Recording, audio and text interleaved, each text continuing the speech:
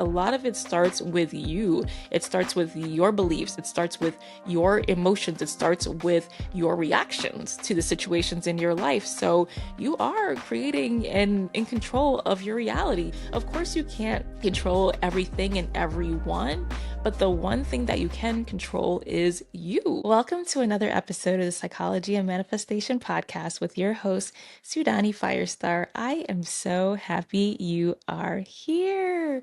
Yay! All right. So today's episode is about the power of positive mindset, okay? Because when you're in the middle of a storm, it can be like you may be inclined to want to freak out, but that is not what is going to best serve you. That is not going to help you get to the end, thriving, surviving. That is not what is going to help you to be an energetic match for your desired outcomes, for your manifestations. So, we're going to get into that soon because right now my school psychology work is wild. Like it is very intense and there are a lot of demands, but I'm going to speak to you about how I'm managing it so that I can continue to be an energetic match for my desired outcomes. All right. But before we get into it, let's start with some podcast updates and wins. So back on episode 10 of the podcast, I mentioned that I really wanted to celebrate that magnificent milestone. I was so proud of myself for getting to episode 10, but it took me a bit of time to figure out what that celebratory piece was going to be, like what was going to really mark that occasion in a beautiful way. And then ultimately I came up with a pennant that I had been wanting for years from Rayo and Honey. It's made out of canvas and black felt letters, and it's something that I can hang on the wall, and it says, "The world is yours." And if you're not familiar with that saying, it comes from Scarface originally, and it was popularized even more by Nas, a New York native. Shout out to NYC. Yes. So it's popularized by Nas. He named a song of his, "The World Is Yours," and it was on his debut album, Illmatic, which is a masterpiece, which is a rap classic. And so this phrase has always held some really powerful, potent meanings for anyone who embraces it. So for me, I was like, I wanted it for forever. And so finally, it's the time. This is a perfect way to celebrate episode 10 of the podcast. And so if you're interested, if you want to see what it looks like before I debut it on the podcast, you can check out the show notes. I'm going to put the information about the artist there. I believe her name is pronounced Rochelle. All right. So, podcast win. All right. So, also on episode 10 of the podcast, I mentioned that the podcast is actually streaming in 8 countries, and now that number has increased to 13 countries, baby. It is continuing to be worldwide. So, the podcast is streaming in 5 more countries: Hungary, the Netherlands, Slovakia, United Arab Emirates, and Brazil, baby. Yes. So shout out to you if you're streaming from those countries. I appreciate you so much. I'm immensely grateful. Thank you, thank you, thank you. And then the top 4 countries are the United States, South Africa, Uganda, and Spain. So shout out to you if you are in the top 4 countries streaming the Psychology and Manifestation podcast. I appreciate you. I love you. Thank you so much for joining me every single week. All right. So that's it. Let's get into it. Let's get into the juiciest part of this podcast, baby. So, when I first started studying law of attraction and manifestation, what really drew me to it as well was the fact that I saw many overlaps with practical things like science, especially the social sciences and psychology. And, a significant part of law of attraction and manifestation has to do with your mindset and your beliefs and how your beliefs affect your desired outcomes, your lived experiences. And this is a significant part of psychology as well. So, in the type of psychotherapy, cognitive behavioral therapy, there is a model called ABC, or activating event, belief, consequences. In this model, the activating event is considered to be neutral, and that's followed by a belief about that event, right? And that belief can be positive or negative. And then ultimately, our beliefs about a particular event that occurs or an adversity affects how we feel and how we act. It affects our behavior and our emotions. So the key to it all is changing our mindset, changing our beliefs so that we can change our emotions and change our behaviors to yield our desired outcomes and to just live an overall better quality of life. And cognitive behavioral therapy, also known as CBT, is oftentimes used to treat anxiety. And while, if you are experiencing a severe form of anxiety, I highly recommend that you go to a therapist. I've done it in the past where I've sought therapy too. But I also have done a lot of work on my own. And when I was going to therapy, I was not seeing a CBT therapist. That was not her area of expertise. So ultimately, the type of CBT work I did was independently on my own by myself, actually during the pandemic, which I oftentimes refer to as my spiritual retreat time. Okay, so that's when I really got a chance to work on my mindset, to really reevaluate the way that I was seeing certain experiences in my life so that I could have a better quality of life and better desired outcomes. So the point is, when you change your beliefs, when you change your pattern of thinking, that's when you change your behavior, your emotional response to a difficult situation that you're experiencing in your life. I feel like the best way to illustrate this is to talk about a before and after, what life used to be like before my spiritual retreat versus how I react to stressful situations now. Prior to the pandemic, whenever I was in a stressful work situation and whenever there were a lot of competing priorities and demands from other people, I used to get really overwhelmed and really stressed out. And I would project all of these potential negative outcomes that could occur rather than thinking about my capacity, my strengths, my ability to thrive and to survive anything, right? And to really think back on previous situations or circumstances where I actually did get through to the end and I got through it unscathed. So I always had like in my mind, like I always thought trouble was brewing and something bad was going to happen. And oh my goodness, all these people have all of these things that they want addressed. How am I going to do it? There's limited time. I just don't see how I could do it all.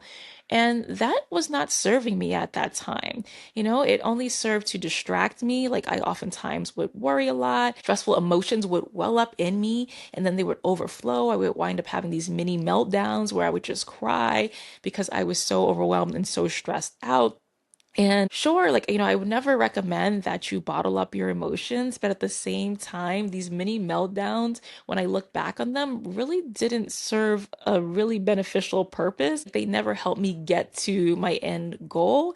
They were just a bit of a distraction, because when you're feeling so stressed out, it's very hard to think logically. Ultimately, like, yeah, I released some emotions, but from a practical standpoint, it really didn't help me yield my desired outcomes. And also, I became an energetic match for the things that I didn't want. So I started to notice this pattern of me constantly attracting this negative attention from certain types of people. So as I've said in the past, there were always people who were on my side. There were always people who were positive, who were kind, who were supportive.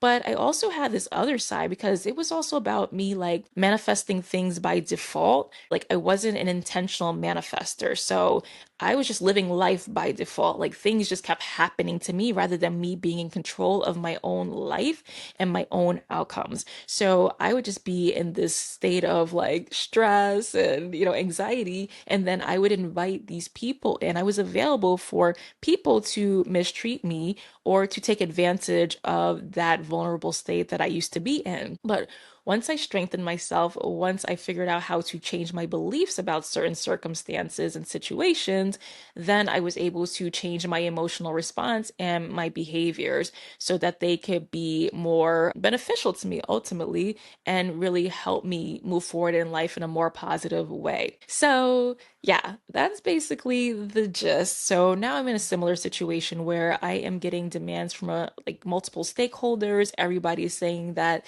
their task is the priority. I mean, they haven't said, I want you to do my task first, but that is the point, right? Like, do my task first because it's the most important of all. But at the end of the day, all of the tasks are important. I know this because I've been doing this work for a while. So I know that it all matters, it's all important, but I am only one person. After changing my mindset, I also changed my environment. So even though I still work within the same overall organization or entity, whatever you want to call it, I am not surrounded by negative people that I used to be surrounded by. Like people that I'm surrounded by now are very kind, very supportive, very respectful. But that started with me changing the way that I saw myself, seeing myself as more of an asset, really valuing my gifts, knowing that I was worthy. Right. So it really started with me seeing myself in a different light and thinking about different expectations. And then I got what I expected, right? It's almost like a self-fulfilling prophecy. Like you're expecting bad things and then you react and you behave in a way that attracts more bad things. But you also have the choice to react in a more positive way so that you can attract more positive energy and outcomes.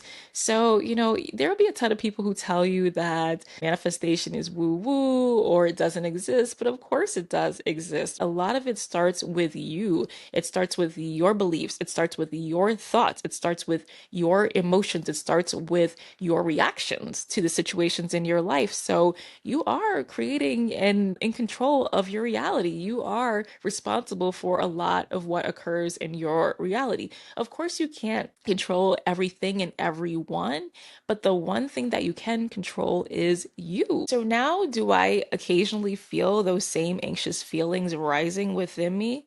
Yes. Of course I do. But do I have the same negative response or projection about something bad happening and me getting in trouble? No, because I know that that's not going to help me. And even if people come to me and they have their own negative projections and their own negative potential consequences that they share with me, I don't react to those. I don't get freaked out or stressed out about the fact that they're mentioning these potential negative outcomes. I remain relatively even keeled. And I can really think about things in a logical manner. So I might start to, once I hear something like that from someone, start to feel like a physiological reaction, like my heart starting to race because I'm like, oh my goodness, this is a lot. I'm taking in a lot. But then I start to think about, okay, so is this physiological reaction helping me? Is my heart racing helping me? Like, are my racing thoughts helping me? No, like, what would feel better to me right now? And what are the things that I can do right now? What are the coping skills I can use to feel better?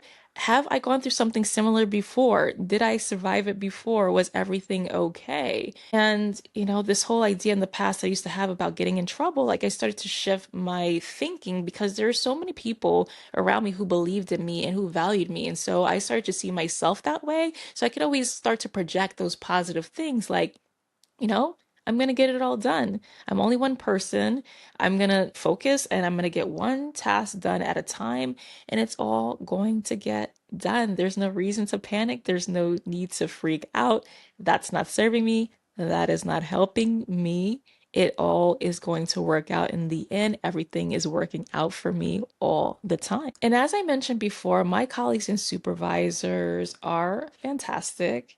They are kind, they are respectful because I'm unavailable for anything else. I am an energetic match for respect and kindness. I give it, I receive it, I am it. And I know that in the end, I always win. And that doesn't mean that someone else has to lose. We can all win. And in the end, we all have a choice. We have the choice to project the most positive outcomes, or we have a choice to focus on everything negative and all of the potential negative outcomes that can transpire. And I'm not saying that you snap your fingers and it all goes away. No, it's really not like that. It's about practice. It's like exercising a muscle. The more that you practice seeing things differently and seeing things in either events in a neutral or more positive light, the easier it becomes to be able to shift your thinking into a state of mind, a mindset that is more beneficial to you and really is going to help you to get to where you're going in life.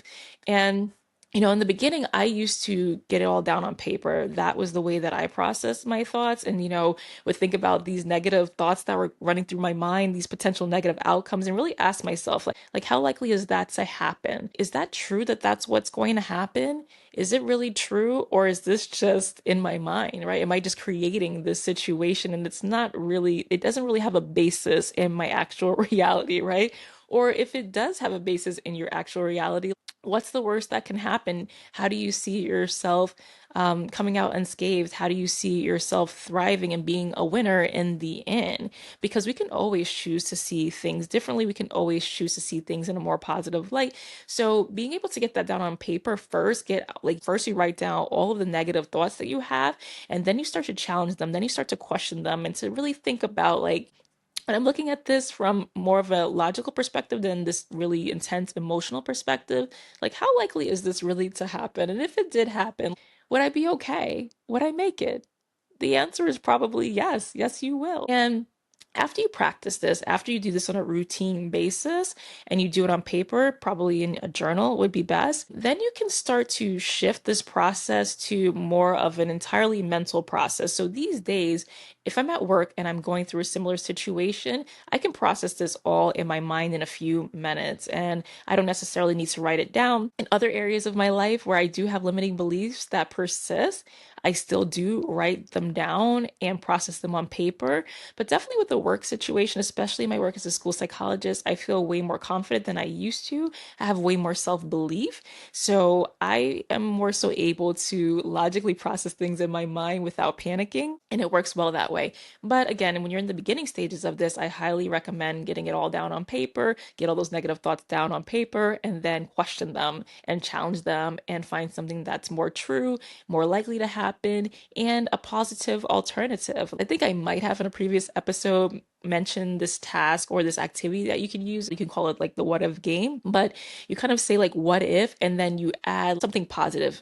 Like what if, something positive happened instead of thinking about all of the negative things that could happen. So, and thinking about my own work situations, if I'm thinking, oh my goodness, like this is so stressful, like how am I going to get through this? There's so much work and I'm only one person. I could be like, what if my assistant helped me with X, Y, and Z tasks? What if I asked one of my colleagues for help and they were available to help me? What if this deadline could be extended? Or what if, I could have a conversation with this person and explain the circumstances and they would understand? I think the more positive ways, if we're just thinking about your identity and your value, could be like, what if I'm an asset at this job? What if my position is super secure? What if they really need me for this entire school year? What if the fact is that they always invite me back because they know that I produce a high quality of work and that I have the students' best interest at heart? Like, what if my supervisors and my colleagues are collaborators? What if they're always on my side? What if they're always on my team? So, this is a way to see things in a more positive way. Right? What if the people that surround me are always compassionate and understanding and loving and kind and respectful? So, this is the way to shift your mind if you're thinking about all of the negative things that could be happening. Speaking of the power of positive thinking, while I was in the middle of recording this, my phone died. So I had no idea when it cut off, and I was like, how much of this do I have to re-record? Do I have to record the entire thing all over again?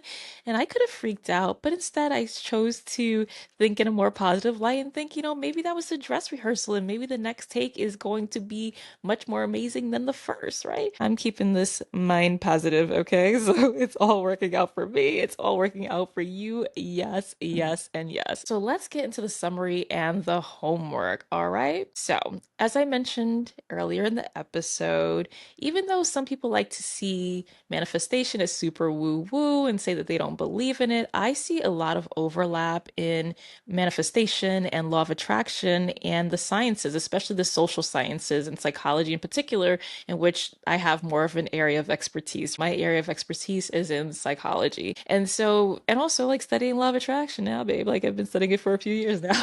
But anyway, so then the thing is that I see a lot of overlap, and I especially see the overlap with cognitive behavioral therapies, ABC model, So in the ABC model, there is the activating event, there is the belief, and there is the consequence. And the consequence includes your emotions and your behaviors. So at the heart of it all is your beliefs. And this is the case within law of attraction and in manifestation. Your beliefs create your reality. So your beliefs about a particular situation. The situation is neutral. The event is neutral. It's really your beliefs about it that determine how you feel and how you react, how you conduct yourself.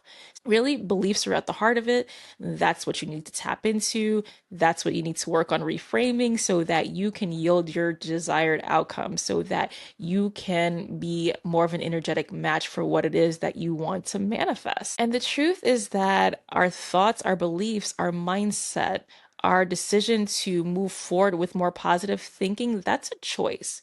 How we choose to see a situation, that is a choice. We can always choose to see things differently. We can always choose to see things in a more neutral point of view, right? If we're not necessarily feeling like all that positive about it, but we can also move towards more positive ways of seeing the world and our circumstances and life in general. And as I mentioned earlier, it's also like a self-fulfilling prophecy because when you're expecting something negative, then you're going to express your emotions in line with that. And you're going to act in alignment with that. And then ultimately, you're going to get what you expected all along. Okay, so the homework is that over the course of the next week, I really want you to monitor your thoughts and your perceptions, your beliefs about events that occur in your life. Are you automatically having a negative response, a negative belief about it?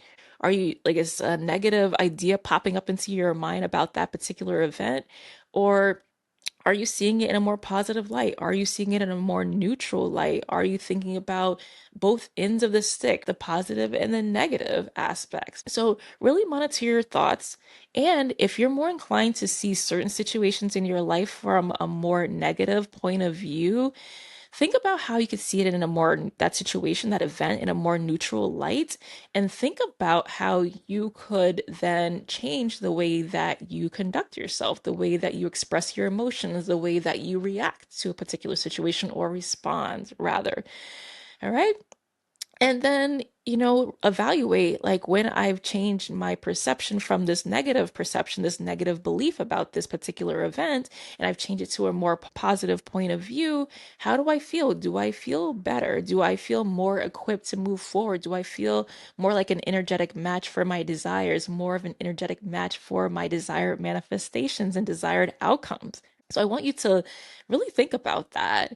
And the best way to do this, as I mentioned, when you're first getting started, is to do it on paper. So in a journal, write out all the negative thoughts that you're having, and then ask yourself, like, is this really true? And how likely is this outcome? Like, look for the evidence to dispute those negative thoughts. And if you find like you really can't find the evidence to dispute those negative thoughts or that negative projection, then think to yourself like, okay, so say that this negative thing does happen. What's the worst that could possibly happen? And how could I deal with that? How could I manage that negative situation if it were actually to occur? Like, would I thrive? Would I survive? And the answer is most likely yes. And after you become more accustomed to doing this on paper, it's going to become more automatic. Like, you have to practice, practice, practice, exercise it like a muscle, right? So this process of having your negative thoughts and then shifting your perspective. You can do this all in your mind after you've become more accustomed to doing it on paper. And as for myself, like it gets to the point where mentally I don't even go there. Maybe I hear, someone else's anxiety, someone expresses something to me, these negative potential outcomes. They're like, yeah, this is a task that I need you to do. These are the potential negative outcomes that could occur if it's not done in a timely fashion. And then I'm sitting there, I'm taking it in. I'm like, wow, that's a lot because it's coming from multiple people. And then I'm having that physiological response. Maybe my heart is racing, or maybe I'm a little sweaty. Oof. Is it hot in here or is it just me? And then it can be like, okay, so I feel this physiological reaction. I feel this physiological reaction occurring within me.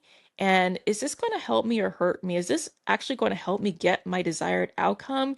Okay, if it's not, how can I change my thought process, change my mind? How can I choose to see the situation from a more positive point of view and What kind of coping skills can I use to calm myself down so I can start to feel better? That's how you want to approach things. And you can start to do that in your mind, right? Like I said, for me, it has gotten to the point with work where I don't even let myself come up with all of the negative ideas. I don't put them all out there because I already know that in the end I always win and that everything is always working out for me and that there doesn't have to be a winner and a loser in every situation, that we can all win. So that's what I have for you today, my dear. And if you're not following me on Instagram, follow me on IG. I'm at Sudani Firestar. And I would love to hear your wins. If you're benefiting from the podcast, if you're seeing life-changing results, please shoot me a DM there on Instagram, aka IG. And also, if you're not following the podcast, yeah, what are you doing with your life? Follow the podcast. We can easily follow it on your major platforms, including Spotify, Apple Podcasts. And if you're watching on YouTube, subscribe, baby, subscribe. And if you have someone in your life who's struggling with anxiety and a lot of stress on a routine basis or just here and there, please share this episode with them. You can easily share the link so that they can too also start to overcome these stressors in their life. And as I mentioned earlier in the episode, if the anxiety or the stress is so severe that you or this loved one doesn't feel like they can handle it on their own, you don't feel like you can handle it on your own, then there's always the option to go to therapy. I've done it. There's no shame in it. It is highly beneficial in many ways. So that's it, my dear. Until next time, I